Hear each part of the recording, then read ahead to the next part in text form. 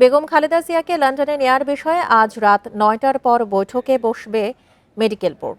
সবুজ সংকেত পেলেই আসবে এয়ার অ্যাম্বুলেন্স, একথা জানিয়েছে বিএনপির মিডিয়া সেল।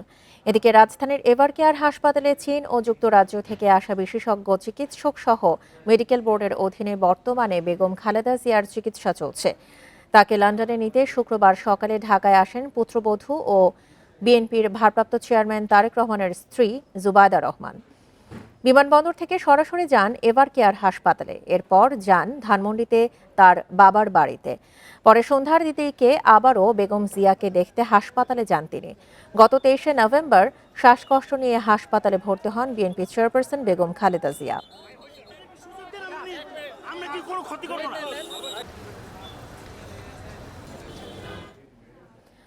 বেগম খালেদা জিয়ার শারীরিক অবস্থা নিয়ে আরও জানাতে এভারকেয়ার হাসপাতালের সামনে থেকে যোগ দিচ্ছেন আমাদের সহকর্মী সাজ্জাদ হোসেন। সাজ্জাদ, আজ রাত ৯টার পরে তো বৈঠক বসবে মেডিকেল বোর্ড, তাকে কখন বা কোথায় নেওয়া হবে দেশের বাইরে সে বিষয়ে বিস্তারিত তথ্য জানা যাবে, কিন্তু এখন পর্যন্ত বেগম খালেদা জিয়ার শারীরিক অবস্থা সম্পর্কে চিকিৎসকরা কি জানিয়েছেন?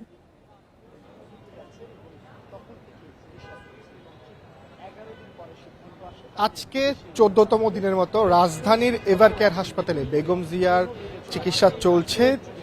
গত বৃহস্পতিবার তার ব্যক্তিগত চিকিৎসক জাহিদ হোসেন এবং বিএনপি স্থায়ী কমিটির সদস্য তিনি জানিয়েছেন যে তার শারীরিক অবস্থা অপরিবর্তিতই আছে এবং তিনি লিভার সিরোসিস থেকে শুরু করে মাল্টি ডিজিজে তিনি আক্রান্ত এবং তার উন্নত চিকিৎসার জন্য তাকে যুক্তরাজ্যে নিয়ে যাওয়া হবে। যুক্তরাজ্য এবং চীন থেকে যে বিশেষজ্ঞ চিকিৎসকরা এসেছেন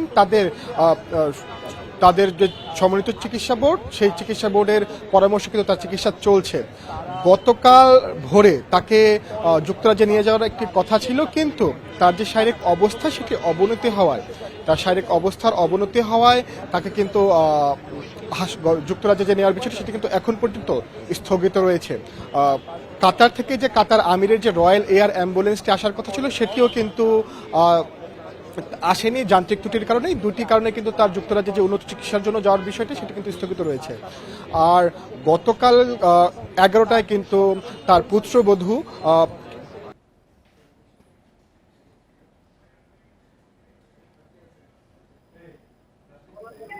সরাসরি এভারকেয়ার হাসপাতালে এসেছেন এবং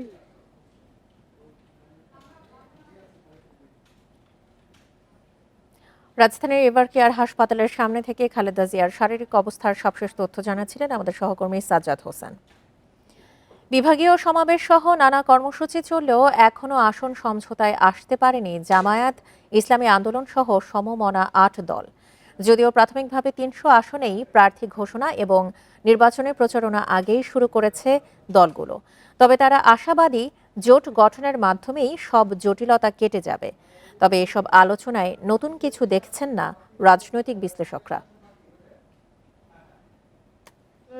জাতীয় নির্বাচনকে সামনে রেখে রাজনৈতিক অঙ্গনে সরব দলগুলো, চলছে তাদের নানা কর্মসূচি ও বিভাগীয় সমাবেশ। তারই অংশ হিসেবে মাঠে নেমে পড়েছে জামাত, ইসলামী আন্দোলন সহ সমমনা ৮ দল। ৩০০ আসনে মনোনীত প্রার্থীরা চালাচ্ছে জোর প্রচারণা। নির্বাচনী কৌশলের অংশ হিসেবে দলগুলো নিজেদের অবস্থান মজবুত করার চেষ্টা করছে। তবে জোট গঠন ও আসন ভাগাভাগি এখন আলোচনার কেন্দ্রবিন্দু। জামাত বলছে, দেশপ্রেমিক শক্তির সমন্বয়ে রাজনৈতিক জোট গঠনের বিষয়ে তাদের আলোচনা চলছে। ৩০০ আসনের প্রার্থী ঘোষণা হয়েছে অঞ্চল ভিত্তিতে, সেটা প্রাইমারি সিলেকশন বলা হয়েছে, মনোনয়ন। এটা একটা চূড়ান্ত রূপ নেবে যখন আমাদের সাথে যারা নির্বাচনী বোঝাপড়া হবে, একটি দেশপ্রেমিক শক্তি যারা জুলাই স্পিরিট ধারণ করে, স্বাধীনতা, সার্বভৌমত্ব, মূল্যবোধ সব মিলে কিছু মূলনীতির ভিত্তিতে দিয়ে আমাদের সাথে ঐক্যমত হয়, তাদের সাথে আমরা নির্বাচনী বোঝাপড়া হবে। অন্যদিকে ইসলামী আন্দোলন বলছে, এককভাবে নির্বাচনে যাওয়ার প্রস্তুতি নিলেও জোটের সম্ভাবনাও প্রবল। বছর খানেক আগে থেকে ৩০০ আসনে প্রার্থী মোটামুটি চূড়ান্ত করে আমরা আমাদের নির্বাচনী কার্যক্রম শুরু করেছি। দৃঢ়ভাবে আশাবাদী যে এবার ইসলাম প্রেমিক এবং দেশপ্রেমিক রাজনৈতিক শক্তিগুলি আমরা একটি নির্বাচনী সমঝোতায় আসতে পারবো। ইসলামী সমমনা ৮ দলের জোট প্রসঙ্গে রাজনৈতিক বিশ্লেষকরা বলছেন, বাংলাদেশের নির্বাচনী রাজনীতিতে শেষ মুহূর্তের জোট গঠন নতুন কিছু নয়। তফসিল ঘোষণার আগের দিন পর্যন্ত দলগুলো দর কষাকষি চালায়। তফসিল ঘোষণা করার আগে এমনকি প্রার্থী তালিকা নির্বাচন কমিশনে চূড়ান্ত করার আগে পর্যন্ত মোটামুটি সব রাজনৈতিক দলেরই কম বেশি এরকমটা থাকবে। সুতরাং এটা এমন না যে এটা এখনই ঘোষণা করে দিতে হচ্ছে তাকে। শেষ পর্যন্ত ৮ দলের জোট গঠন হয় কিনা সেটি এখন রাজনৈতিক মহলের অন্যতম আলোচ্য বিষয়। Tanvir Ahmed, independent News, Dhaka.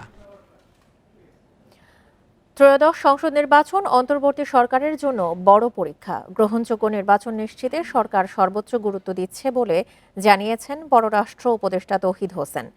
সকালে রংপুর জেলা প্রশাসকের কার্যালয়ে আয়োজিত মত বিনিময় সভায় উপদেষ্টা বলেন, কারো কোনো অভিযোগ থাকবে না এমন নির্বাচনী আয়োজন করতে চান প্রধান উপদেষ্টা।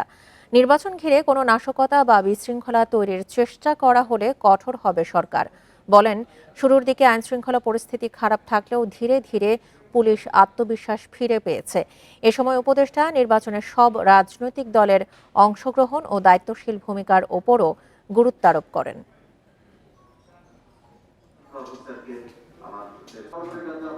সামনে একটা অত্যন্ত বড় টেস্ট আছে কিন্তু আমাদের, সেটা হলো যে নির্বাচন খুব বেশি দিন নাই, আপনারা জানেন। এবং প্রফেসর ইউনূস কিন্তু সবসময় বলছেন যে এটা একটা আদর্শ নির্বাচন হতে হবে, যেটা থেকে কারো কোনো কমপ্লেন থাকবে না, এবং সেক্ষেত্রে আইন শৃঙ্খলাটা খুব গুরুত্বপূর্ণ। কারণ যেই ক্যান্ডিডেটের হারার সম্ভাবনা, তিনি কিন্তু সবসময় গণ্ডগোল সৃষ্টি করার চেষ্টা করতে পারেন। জাতীয় নির্বাচনের আগে গণভোট সহ ৫ দাবিতে সিলেটে জামায়াতে ইসলামী সহ সমমনা ৮ দলের বিভাগীয় সমাবেশ চলছে। মহানগরীর সরকারি আলিয়া মাদ্রাসা মাঠে এই কর্মসূচির আয়োজন করা হয়েছে। সমাবেশ উপলক্ষে সকাল থেকেই বিভাগের বিভিন্ন জেলা উপজেলা থেকে জড়ো হতে থাকেন নেতাকর্মী ও সমর্থকরা। সমাবেশে বিভাগের ৪১ উপজেলার নেতাকর্মী ও সমর্থকরা যোগ দিয়েছেন বলে জানিয়েছেন আয়োজক কমিটি। লিয়াজো কমিটি জানায়, এতে ৮ দলের শীর্ষ নেতারা বক্তব্য দেবেন। এদিকে সমাবেশ ঘিরে আইনশৃঙ্খলা পরিস্থিতি নিয়ন্ত্রণে নিরাপত্তা বাড়ানো হয়েছে। নির্বাচনের আগে গণভোট সহ ৫ দফা দাবিতে আন্দোলন করছে জামায়াতে ইসলামী সহ সমমনা ৮ দল।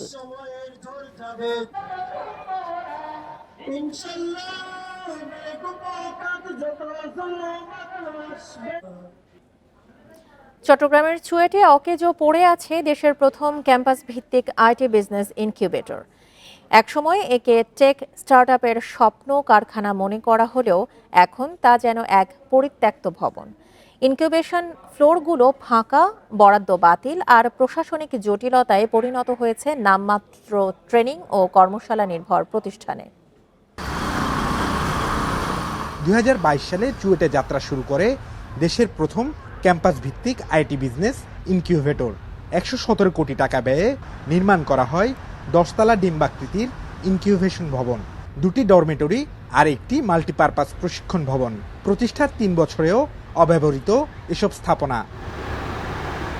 হাইটেক পার্ক কর্তৃপক্ষের অধীনে থাকা ইনকিউবেশন ভবনটি বর্তমানে দেখভাল করছে চুয়েট কর্তৃপক্ষ। শুরুতে চাল ডাল, বাটারফ্লাই সহ 12টি আইটি প্রতিষ্ঠানকে ফ্লোর বরাদ্দ দেওয়া হলেও এখন আছে মাত্র 3টি। 27টি স্টার্টআপের জন্য বরাদ্দ সুবিধা থাকলেও বর্তমানে কাজ করছে 15টি। আবার বরাদ্দ পাওয়া অনেকে নিয়মিত কাজ না করায় ভবনের প্রায় 90% খালি পড়ে আছে। যারা ওই প্রতিষ্ঠানগুলো চালায় বা ইন্ডাস্ট্রি থেকেও আসলে ওই ফ্রেমওয়ার্কগুলো অনেক স্ট্রং থাকে, আমাদের দেশে এটাতে অনেক ঘাটতি আছে। এটা শহরের একটু দূরে হওয়াতে অনেক কোম্পানি ইন্টারেস্টেড হন না, এটা স্বাভাবিক। আমাদের লোকবট সংকটের কারণে অনেক হিমশিম খেতে হচ্ছে। যেমন আমাদের এখানে ইন্টারন্যাশনাল কনফারেন্স হয়, তারপর স্টুডেন্টদের বিভিন্ন সেমিনার হয়, বিভিন্ন ধরনের ডিপার্টমেন্টের বিভিন্ন ধরনের কর্মশালা হয়। ইনকিউবেটরটি চুয়েটকে হস্তান্তর নিয়ে ইউজিসি ও হাইটেক পার্ক কর্তৃপক্ষের মধ্যে রয়েছে জটিলতা। 3টা কোম্পানি আছে, তারা এখন কাজ করতেছে আর কি। এখানে এই মুহূর্তে 15টার মতো স্টার্টআপ আছে। তাছাড়া এটাকে চালাইতে গেলে, এটাকে একটা ইনস্টিটিউটের আদলে, বিশ্ববিদ্যালয়ের ফ্রেমওয়ার্কে ফিট করতে গেলে, ইউনিভার্সিটির নির্দিষ্ট কাঠামোর মধ্যে আনলে এইটার সাস্টেনেবিলিটিটা আসলে নিশ্চিত হবে। আইটি নির্ভর প্রতিষ্ঠান ও স্টার্টআপ তৈরির লক্ষ্য নিয়ে গড়ে ওঠা ইনকিউবেটর এখন পরিণত হয়েছে নামমাত্র ট্রেনিং আর কর্মশালা নির্ভর প্রতিষ্ঠানে। Abdullah Rakib, Independent News, Chittagong.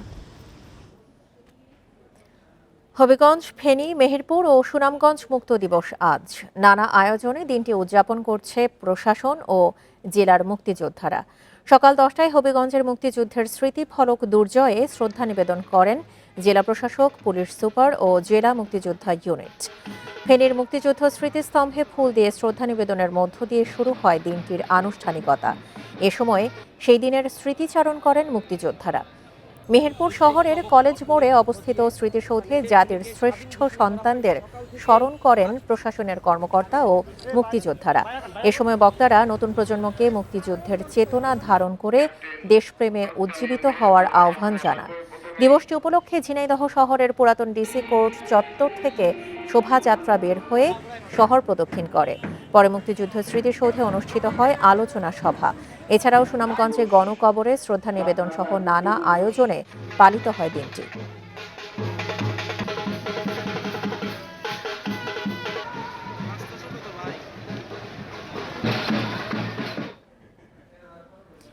বেগম খালেদা জিয়ার স্বাস্থ্যের উপরে নির্ভর করছে এয়ার অ্যাম্বুলেন্স আসার বিষয়টি জানিয়েছেন বিএনপির স্থায়ী কমিটির সদস্য আমির খসরু মাহমুদ চৌধুরী। এদিকে বেগম খালেদা জিয়াকে লন্ডনে নেয়ার বিষয়ে রাত 9টার পর বৈঠকে বসবে মেডিকেল বোর্ড। এ নিয়ে আরও জানাতে এভারকেয়ার হাসপাতালের সামনে থেকে যোগ দিয়েছেন আমাদের সহকর্মী সাজ্জাদ হোসেন। সাজ্জাদ, আমির খসরু মাহমুদ চৌধুরী এই বিষয়ে আর কি বিস্তারিত তথ্য জানিয়েছেন?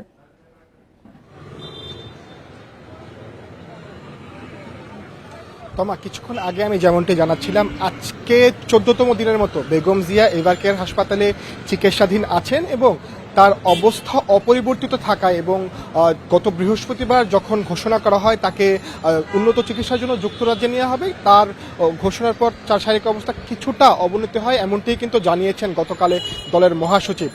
এর ফলে কিন্তু তার যুক্তরাজ্যে যাওয়ার বিষয়টি এখন পর্যন্ত স্থগিত আছে।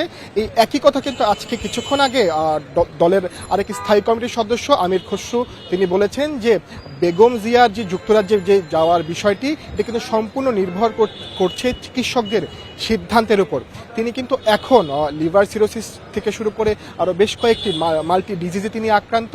এই বিষয়টিকে মাথায় রেখে এখন কিন্তু তার যুক্তরাজ্যে যাওয়ার বিষয়টি এখন পর্যন্ত সিদ্ধান্ত হয়নি। আজকে তার যুক্তরাজ্য এবং চীন থেকে যে বিশেষজ্ঞ চিকিৎসক দল এসেছেন এবং গতকাল তার পুত্রবধূ যুক্তরাজ্য থেকে এসেছেন ডক্টর জুবাইদুর রহমান, সবার সমন্বিত একটি বৈঠকে কিন্তু আজকে রাত 9টায় এই সিদ্ধান্তটি নেওয়া হবে তাকে যুক্তরাজ্যে নেওয়া হবে কিনা। এই যে যুক্তরাজ্যে যে তিনি যাবেন এই বিষয়টি কিন্তু মাথায় রেখে তাকে দীর্ঘক্ষণ আকাশে থাকতে হবে বা ফ্লাই করতে হবে। এই তার শরীরের অবস্থা বা শারীরিক অবস্থা যতক্ষণ না পর্যন্ত এই ফ্লাই করার অনুকূলে থাকে ততক্ষণ না পর্যন্ত কিন্তু তাকে নিয়ে যাওয়া হবে না। এবং এই যখন চিকিৎসকরা মনে করবেন যে তিনি এখন উপযুক্ত তার শারীরিক অবস্থা, তখনই কিন্তু কাতার থেকে এই বিমানটি এয়ার অ্যাম্বুলেন্সে যেই বিমানটিতে করে তাকে যুক্তরাজ্যে নেওয়া হবে সেই বিমানটি কিন্তু বাংলাদেশে আসবেন। এই বিষয়টি কিন্তু আবারও কিছুক্ষণ আগে এক মতবিনিময় সভায় দলের স্থায়ী কমিটির সদস্য আমির খসরু জানিয়েছেন এবং তিনি আরও জানিয়েছেন যে আগামী নির্বাচনের আগে কিন্তু তারেক রহমান দেশে ফিরবেন এবং তিনি আগামী নির্বাচনকে নেতৃত্ব দিবেন, বিএনপির নেতৃত্ব দিবেন, দেশে ফিরে নেতৃত্ব দিবেন, এই বিষয়টি কিন্তু জানিয়েছেন। আর একটি বিষয় জানিয়ে রাখি, গতকাল ডক্টর জুবাইদুর রহমান কিন্তু হজরত শাহজালাল আন্তর্জাতিক বিমানবন্দরে অবতরণের পর তিনি কিন্তু সেখান থেকে সরাসরি এভারকেয়ার হাসপাতালে আসেন। দুপুর 12টায় কিন্তু এভারকেয়ার হাসপাতালে এসে পৌঁছেন এবং 12টা থেকে দুপুর 2:30টা পর্যন্ত কিন্তু একটি বৈঠক করেন এবং বৈঠক শেষে তিনি ধানমন্ডিতে তার বাবার বাড়িতে যান এবং সেখানে কিছুক্ষণ থাকার পরে আবার রাতে কিন্তু তিনি এভারকেয়ার হাসপাতালে আসেন বেগম জিয়ার শারীরিক অবস্থা এবং আজকে এখন পর্যন্ত কিন্তু ডক্টর জুবাইদা এখানে আসেনি। ধারণা করা যাচ্ছে কিছুক্ষণ পর তিনি হাসপাতালে আসবেন এবং তার চিকিৎসার খোঁজ খবর নিয়ে একটি সিদ্ধান্ত উপনীত হবেন। এই ছিল আমার কাছে রাজধানীর এভারকেয়ার হাসপাতালের সামনে থেকে সর্বশেষ। খালেদা জিয়ার শারীরিক পরিস্থিতির সবশেষ তথ্য জানাচ্ছিলেন সহকর্মী সাজ্জাদ হোসেন। শেরপুর শহরের ময়লা আবর্জনা ফেলা হচ্ছে নদীর পাড়ে। এতে নদী দূষণের পাশাপাশি স্থানীয়দের স্বাস্থ্য ঝুঁকি বাড়ছে। নির্দিষ্ট জায়গা থাকার পরও অপরিকল্পিতভাবে নদীর পাড়ে ময়লা ফেলায় ক্ষোভ জানিয়েছেন তারা। বর্জ্য ব্যবস্থাপনায় নতুন প্রকল্প নেয়ার আশ্বাস দিয়েছেন পৌর প্রশাসক। 2022 সালে প্রায় 10 কোটি টাকায় শেরপুর পৌর এলাকার 8ম তলায় নির্মাণ করা হয় বর্জ্য ডাম্পিং স্টেশন। তবে সেই জায়গার পরিবর্তে মিরগঞ্জ এলাকায় মৃগী নদীর পাড়ে ময়লা ফেলছে পৌর কর্তৃপক্ষ। স্থানীয়রা জানান, এসব বর্জ্যে দূষিত হচ্ছে নদীর পানি, এতে ধ্বংস হচ্ছে জীববৈচিত্র্য আর হুমকির মুখে জনস্বাস্থ্য ও নদী নির্ভর জীবিকা। আমাদের আশেপাশে একটা মেহমান আসলে দুর্গন্ধের কারণে থাকতে পারে না, নদীর ক্ষতি হইতাছে, নদীতে মাছ হইতো এখন মাছও হয় না। রাস্তাঘাট দিয়ে আমরা চলাফেরা করতে পারতাছি না, আমাদের ছেলে মেয়েগুলো স্কুলে যাইতে পারে না। আমরা মাছ কাটা করে মাছ মারতাম, এখন মাছও নাই, এই ময়লার কারণে মাছটা এখানে আসে না। পৌরসভার সমাজ উন্নয়ন কর্মকর্তার দাবি, সমস্যা সমাধানে সরকারের অর্থনৈতিক সহযোগিতা প্রয়োজন। আর পৌর প্রশাসক বলছেন, বর্জ্য ব্যবস্থাপনায় দ্রুতই নতুন প্রকল্প নেওয়া হবে। সমাধান হলো এই বর্জ্যকে সম্পদে পরিণত করা যায় কিভাবে।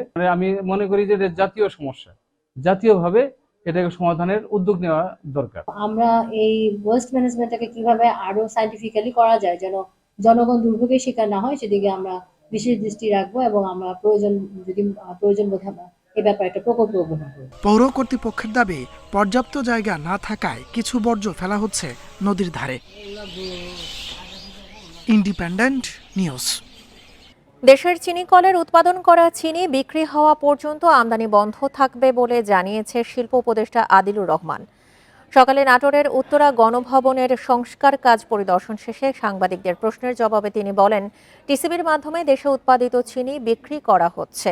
চিনি কলগুলোকে লাভজনক করতে চিনির পাশাপাশি অন্য কিছু উৎপাদনের বিষয়েও ভাবতে হবে বলেও জানান তিনি। পরে তিনি নাটোর চিনি কল পরিদর্শন করেন। চিনি আপাতত আমদানি বন্ধ, কারণ বাংলাদেশের চিনি কলের চিনি যা জমা হয়ে আছে এটা আগে বিক্রি হবে, টিসিবির মাধ্যমে আমরা বিক্রি করছি এবং এটা চলমান আছে। টানা 4 মাস ধরে কমছে রপ্তানি আয়। বিশেষজ্ঞরা বলছেন, রাজনৈতিক অস্থিরতা, ব্যাংক খাতের সংকট ও বৈশ্বিক চাহিদা কমে যাওয়ায় এই অবস্থা। এছাড়া বিশ্ববাজারে পণ্যের দামে দেশীয় মুদ্রার মানও প্রভাব ফেলেছে। এতে চ্যালেঞ্জের মুখে পড়তে পারে $63 বিলিয়ন রপ্তানির লক্ষ্যমাত্রা। জুলাই গণ অভ্যুত্থানের পর বন্ধ হয়ে যায় অনেক ব্যবসা প্রতিষ্ঠান, বিনিয়োগে খরা দেখা দেয়, গতি হারায় অর্থনীতি। এরপরও রপ্তানি আয় ও রেমিটেন্সের ওপর ভর করে কিছুটা স্থিতি ফেরে। তবে চলতি অর্থ বছরে রপ্তানি আয়ে ভাটা পড়েছে। এক্সপোর্টের ফিগারটা কম দেখছেন বিগত 4 মাস ধরে। জুলাইয়ের রপ্তানি আয় কিছুটা বাড়লেও পরের 4 মাস ধরে নিম্নমুখী। সবশেষ নভেম্বরে কমেছে 5.5% বেশি। আগস্টে এ হার ছিল 2.93%, সেপ্টেম্বরে 4.61, নভেম্বরে 7.43%। তৈরি পোশাক সহ সব পণ্যেই নেতিবাচক অবস্থা। যে বায়াররা বাংলাদেশে বিজনেস প্লেস করে, অলদো কিছু অপরচুনিটিস রেজ হচ্ছিল বিকজ অবভিয়াসলি ট্যারিফটা আমরা কিভাবে নেগোশিয়েট করলাম বা কিভাবে হবে, কিন্তু এর ভিতরে তো অর্ডারস অলরেডি কিছু কমা শুরু করেছে। এগুলো সবকিছু মিলে ধরেন আপনার নেক্সট 3 মাস এখনো একটু গো স্লো যাবে। যন্ত্রপাতি ও কাঁচামাল আমদানির এলসি কমেছে। ব্যাংক খাতে সংকটের কারণে ব্যাক টু ব্যাক এলসি খুলতে পারছেন না অনেকে।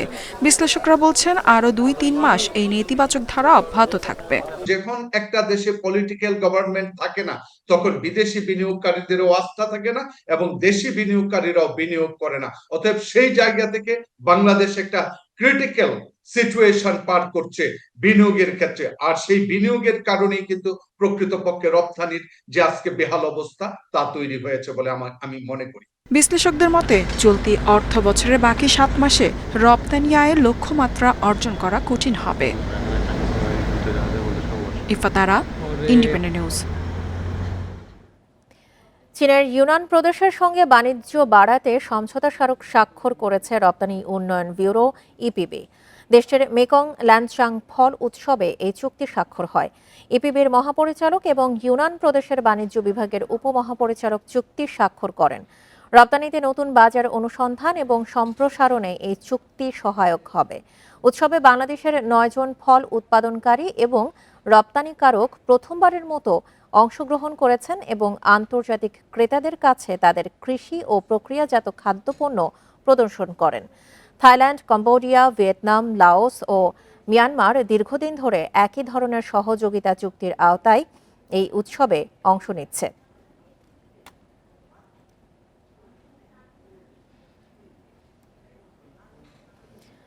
গত 1 দশকে সেন্ট মার্টিনের সৈকত আর কৃষি জমি দখল হয়েছে আগের তুলনায় দ্বিগুণ হারে। পর্যটন খাত উন্নয়নের নামে দখল হয়েছে 86 হেক্টর জমি। এই অবস্থায় দ্বীপের পর্যটন খাতের ওপর কঠোর নিয়ন্ত্রণ আরোপ করতে যাচ্ছে পরিবেশ অধিদপ্তর। আগামী বছর থেকে দৈনিক পর্যটকের সংখ্যা 1,000-এ সীমিত করার কথা ভাবা হচ্ছে। ভ্রমণের বিধিনিষেধ মানা না হলে পর্যটন ব্যবসায়ীদের বিরুদ্ধে শক্ত অবস্থানে যাওয়ার হুঁশিয়ারি পরিবেশ উপদেষ্টার। নয়নাভিরাম সেন্ট মার্টিন দ্বীপের গলাচিপা এলাকায় একটি বড় জলাধার আছে। উত্তর ও দক্ষিণ পাড় মিলে রয়েছে 3টি লেগুন, যেগুলো জোয়ারের সময় সাগরের পানিতে ডুবে থাকে। তবে কয়েক বছর ধরে স্লুইস গেটটি অকেজো হয়ে থাকায় ভাটার পানি আর নামতে পারছে না। পর্যটকদের জন্য রিসোর্ট নির্মাণে প্রবাল কেটে নেয়ায় উন্মুক্ত হয়ে গেছে সৈকত। এখানে বালুর নুড়ি জমেছে, তাই সাগরের সাথে সংযোগ খাল বন্ধ হয়ে গেছে। এখন আটকা পড়া পানিতে দূষণ ছড়াচ্ছে। বীজ ভিউ করার জন্য কে গাছ কাটছে, বালিয়াড়ি ধ্বংস করছে, নিশ্চিন্তা কাটছে, আকত কাটছে, পাথর তুলে তাদের সামনে হোটেল সৌন্দর্য বর্ধন করছে। গবেষকেরা বলছেন সেন্ট মার্টিন প্রবাল বেষ্টিত একটি পাথুরে দ্বীপ। এর চারপাশে প্রাকৃতিকভাবে গড়ে ওঠা প্রবাল প্রাচীরই এর বেড়িবাঁধ। জোয়ারের পানিতে আসা মাছে এখানে উপহ্রদ বা লেগুন পূর্ণ থাকত একসময়। উপহ্রদ যেটাকে বলে লাগুন, যেটা হলো সমুদ্র থেকে একটা খালের মতো চলে আসছে, তারপরে সেটা বিলের মতো ছড়িয়ে গিয়েছে গ্রামের মধ্যে এসে। সেই যে পানির জায়গাটা, এইখানেই গ্রামবাসীরা মাছ ধরতো এবং এই মাছ ধরেই আশপাশের যে বাড়িঘর ছিল তাদের খাবার চলে যেত। আর সেখানে কয়েক প্রজাতির বক থাকতো, তারপরে ডাহুক পাওয়া যেত, পানকৌড়িরা থাকতো। আমরা এখানে চকাচকি দেখেছি। পরিবেশ অধিদপ্তর বলছে 1 দশকে পর্যটন খাতে বিকাশে দ্বীপটির 8 ভাগ কৃষি জমি কমে গেছে। দ্বীপের মোট আবাসিক এলাকা 45 হেক্টর থেকে বেড়ে এখন দাঁড়িয়েছে 86 হেক্টরে। প্রতি বছরই বাড়ছে সৈকত আর প্যারাবন দখল। তাই সংকটাপন্ন এই দ্বীপ রক্ষায় পর্যটন ব্যবসায়ীদের উপর নিয়ন্ত্রণ বাড়াতে চায় সরকার। সেন্ট মার্টিনে পর্যটন হবে, কিন্তু সেটা হবে নিয়ন্ত্রিত। প্রয়োজনে পর্যটন আরও নিয়ন্ত্রণ করা হবে, কিন্তু আগে তো সেন্ট মার্টিনকে বাঁচিয়ে আনতে হবে। আইন মানব না ঘোষণা দেওয়ার যে ব্যবসায়ী গোষ্ঠী, যারা বাইরের লোক কিন্তু তারা কেউ সেন্ট মার্টিন না, তাদেরকে কঠোরভাবে নিয়ন্ত্রণ করা হবে এর পরের নিষেধাজ্ঞার অংশ। সেন্ট মার্টিনের উত্তর পূর্ব পাড়ের 4 কিলোমিটার সৈকত এলাকা পর্যটকদের জন্য বরাদ্দ থাকছে। তবে দক্ষিণ পাড় থেকে ছেড়াদিয়ার শুরুর অংশে সর্বসাধারণের প্রবেশাধিকার সংরক্ষিত করা হবে আগামী বছর থেকে। Shahriar Anirban, Independent News, Dhaka. হিমেল হাওয়া ও কুয়াশায় উত্তরাঞ্চল সহ সারা দেশে বেড়েছে শীতের প্রকোপ। দুর্ভোগ বেড়েছে খেটে খাওয়া নিম্ন আয়ের মানুষের। সর্বোত্তরের জেলা পঞ্চগড়ে সকাল 9টায় সর্বনিম্ন 10.5 ডিগ্রি সেলসিয়াস তাপমাত্রা রেকর্ড করেছে তেঁতুলিয়া আবহাওয়া অফিস। এর আগে টানা 3 দিন 12 ঘরেই ছিল সর্বনিম্ন তাপমাত্রা। রাতভর হালকা থেকে ঘন কুয়াশায় ঢেকে থাকে এলাকা, তবে সূর্য উত্তাপ ছড়ালে কমতে থাকে ঠান্ডার অনুভূতি। তুলনামূলক কুয়াশা কম থাকলেও শীতের তীব্রতা বেড়েছে চুয়াডাঙ্গা ও মেহেরপুরে। ঠান্ডা উপেক্ষা করে মাঠে কাজ করতে দেখা গেছে কৃষকদের, বেড়েছে রোগবালাইও। 2 দিন ধরে শীতের তীব্রতা বেড়েছে সর্বদক্ষিণের জেলা পটুয়াখালীতেও। সন্ধ্যার পর থেকে কুয়াশায় ঢেকে যায় চারপাশ। নিম্ন আয়ের খেটে খাওয়া, বিশেষ করে গভীর সাগরে মাছ শিকারীরা পড়েছেন ভোগান্তিতে।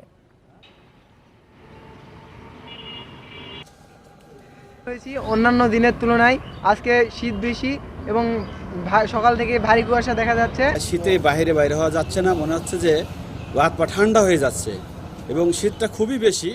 তারপর আমাদেরকে বাইরে আসতে হচ্ছে কাজের জন্য। ইজি বাইক নিয়ে আসছি, তো হাত অনেক ঠান্ডা হয়ে গেছে। আগুন জ্বালিয়ে একটু হাত গরম করার চেষ্টা। শীতের শুরু থেকেই ব্যস্ততা বেড়েছে সিরাজগঞ্জ ও নীলফামারীর কম্বলপল্লীতে। গার্মেন্টসের ঝুট কাপড় দিয়ে বাহারি কম্বল তৈরি করে স্বাবলম্বী হয়েছেন সিরাজগঞ্জের কাজীপুরের প্রায় 40,000 বাসিন্দা। এদিকে সৈয়দপুরে জমজমাট পোশাকের মোকামগুলো। কম দাম ও ভালো মানের জন্য ওই এলাকার কম্বল ও শীতের পোশাকের চাহিদা দিন দিন বাড়ছে, রপ্তানি হচ্ছে বিদেশেও। সিরাজগঞ্জের কাজিরপুর উপজেলার শিমুলদাইর বাজারকে কেন্দ্র করে গড়ে উঠেছে কম্বলের বাজার। প্রায় 34 বছর আগে শুরু হওয়া এই শিল্পের সঙ্গে বর্তমানে এই উপজেলার ছালাভরা, কুনকুনিয়া, বর্ষিডাঙ্গা, চালিতাডাঙ্গা সহ 30 গ্রামের প্রায় 40,000 বাসিন্দা জড়িত। ঝুট কাপড় দিয়ে তৈরি এসব কম্বলের দাম 100 থেকে 1,200 টাকার মধ্যে। এছাড়া চায়না কম্বলও পাওয়া যাচ্ছে, যা প্রকারভেদে 500 থেকে 5,000 টাকা বিক্রি হয়। আমরা সর্বোচ্চ কম দামে বেচার চেষ্টা করি সবসময়, যাতে গ্রাহকরা সবসময় উপকৃত হয়। সকল প্রকারের যে সহযোগিতা যদি সরকার থেকে দেওয়া হয় তাহলে এই এলাকায় এই কম্বল পল্লী থেকেই আমাদের সিরাজগঞ্জের বেকারত্ব অনেক দূর হয়ে যাবে। ব্যবসার প্রসারের জন্য স্বল্প সুদে ঋণ সহযোগিতা চান ব্যবসায়ীরা। এদিকে সরকারিভাবে বিভিন্ন উদ্যোগের কথা জানিয়েছে স্থানীয় প্রশাসন। বিশেষ করে ত্রাণ মন্ত্রণালয়ের শীতের সময় কম্বল ক্রয় করে সকল উপজেলার জন্য আমরা মন্ত্রণালয়কেও জানাচ্ছি এবং সাথে সাথে উপজেলা প্রশাসনকেও জানাচ্ছি, যাতে করে তারা এখান থেকে সুলভ মূল্যে কম্বল নিতে পারে। এতে একই সাথে মান সম্পন্ন কম্বল সারা বাংলাদেশে পৌঁছাবে। এদিকে নীলফামারী সৈয়দপুরে শীতের পোশাকের মোকামগুলোতেও বেচাকেনা বেড়েছে। এই মৌসুমে শত কোটি টাকা লেনদেনের আশা ব্যবসায়ীদের। বস্ত্র ব্যবসায়ীরা এই 200-300 কোটি টাকার ব্যবসা করতে পারবে বলে আমরা আশা করি। আমাদের বিনিয়োগ উন্নয়ন কর্তৃপক্ষ আছে বিডা, সেখানেও আমরা লিখতে পারি, আমাদের ঊর্ধ্বতন কর্তৃপক্ষকে জানাতে পারি। প্রশাসন সবসময় তাদের সাথে থাকবে এবং কর্মপরিবেশের যেটা কথা বললেন শ্রমিকদের, সেটির ব্যাপারেও আমরা অবশ্যই নজরদারি করব ইনশাল্লাহ। ব্যবসায়ীরা জানালেন এসব এলাকার কম্বল ও শীতের পোশাক দেশের চাহিদা মিটিয়ে বিদেশেও রপ্তানি হচ্ছে। Zulekha Parvin, independent news. দেশের দ্বিতীয় বৃহত্তম রামসার সাইট সুনামগঞ্জের টাঙ্গুয়ার হাওরে আসতে শুরু করেছে পরিযায়ী পাখির দল। হাওর জুড়ে দেখা মিলছে নানা পাখির ঝাঁক। তবে কয়েক বছর ধরে অতিথি পাখির সংখ্যা কম আসছে বলেছেন স্থানীয়রা। পাখির নিরাপদ আশ্রয় নিশ্চিত এবং শিকার রোধে কঠোর নজরদারির আহ্বান তাদের। শীতের আগেই সুনামগঞ্জের টাঙ্গুয়ার হাওরে আসতে শুরু করে নানা পরিযায়ী পাখি। হাওর এলাকা মুখর হয়ে ওঠে পাখিদের কলতানে। প্রতি বছর নভেম্বর থেকে শীতপ্রধান বিভিন্ন দেশ থেকে হাওরে ঝাঁকে ঝাঁকে আসে ফুলুরি হাঁস, গিরিয়া হাঁস, সিথি হাঁস সহ নানা জাতের পরিযায়ী পাখি। যদিও এসব পাখি আর আগের মতো দেখা যাচ্ছে না বলছেন স্থানীয়রা। পাখির লাগে মানে আওয়ার দেখা গেছে না, এরকম প্রচুর পাখি আছিল। এখন তো মনে বর্তমান পাখি নাই কইলেও বলা যায়। শিকারীরা শিকার করে নিয়ে যায়, আর মানে এই যে মানে ময়লা পানির কারণে পাখিরাও আসে, মানে তেমন একটা উপায় না, এই কারণে পাখিও আসে না। বার্ডস ক্লাবের হিসেব মতে হাওরে পাখির সংখ্যা 10 বছরে 85 ভাগ কমেছে। 2015 সালে হাওরে প্রায় 2 লাখ পাখি এলেও গত বছর এসেছে মাত্র 23,000। স্থানীয়রা বলছেন হাওরে মোটর চালিত নৌকার অতিরিক্ত চলাচল ও শিকারীদের হানায় ধ্বংস হচ্ছে পাখিদের আবাসস্থল। প্রশাসনের নজরদারি এড়িয়ে চলছে পাখি শিকারও। পাখি যে আইসা এখানে থাকবে ওই পরিমাণ জায়গা নাই, স্পেস নাই, যার কারণে পাখিগুলো আসে না। অথবা দিনের বেলা মারতেছে জাল, কারেন্টের জাল, এগুলো অনেক ফাঁদ দিয়ে মানে তারা ও করতেছে কি পাখিগুলো ধরতেছে, ধরে তারা পর্যটকের কাছে বিক্রি করতেছে। তবে পাখি শিকারের অভিযোগ পেলে কঠোর ব্যবস্থা নেওয়ার আশ্বাস জেলা প্রশাসকের। এই বছরও আপনাদের মাধ্যমে আমরা সকলকে অবহিত করতে চাই যে এই বছর যদি কেউ সাহস করে পরিযায়ী পাখি কিংবা আমাদের দেশীয় পাখিদের অবৈধভাবে নিধনের জন্য, মানে এই কাজটাই অবৈধ। হাওরকে পাখিবান্ধব অঞ্চলে পরিণত করতে প্রশাসনের উদ্যোগ বাড়ানোর দাবি সংশ্লিষ্টদের। Independent news.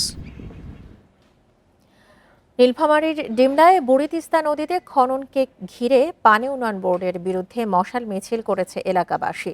শুক্রবার সন্ধ্যায় 2 উপজেলার 5 গ্রামের প্রায় 30,000 মানুষ এই মিছিলে অংশ নেন। স্থানীয়রা জানান, ভারতের বাঁধের কারণে তিস্তার শাখা বুড়ি তিস্তায় পানি নেই অন্তত 30 বছর। এরপরও সেখানে সেচ প্রকল্পের নামে খননের কাজ হাতে নিয়েছে পানি উন্নয়ন বোর্ড। তবে প্রকৃত জরিপ ও নদীর স্বাভাবিক প্রবাহ বিবেচনা না করে যেভাবে খনন কাজ এগিয়ে নেওয়া হচ্ছে তা নদীর প্রাকৃতিক রূপ নষ্ট করবে এবং কৃষি জমি ও বসতি এলাকাকে ঝুঁকির মুখে ফেলবে। তাদের দাবি, কিছু ব্যক্তির স্বার্থ সিদ্ধির জন্য খনন প্রকল্পটি ভুল পথে চালানো হচ্ছে।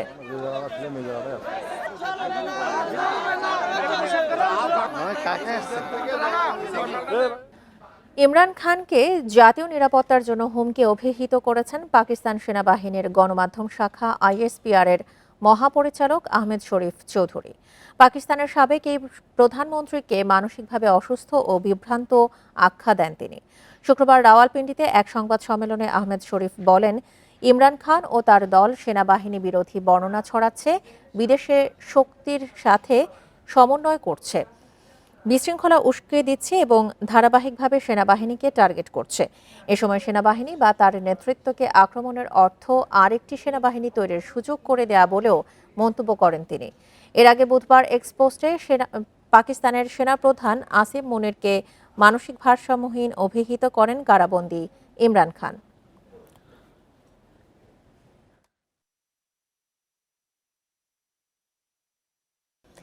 আর এ ছিল এখনকার মতো বিরতিহীন সংবাদ দুপুরে। এছাড়া ইন্ডিপেন্ডেন্ট টেলিভিশনের সব খবর আরও বিস্তারিত জানতে চোখ রাখুন ফেসবুক, ইউটিউব এবং ইনস্টাগ্রামে। ধন্যবাদ সবাইকে। আমন্ত্রণ পরের আয়োজনে।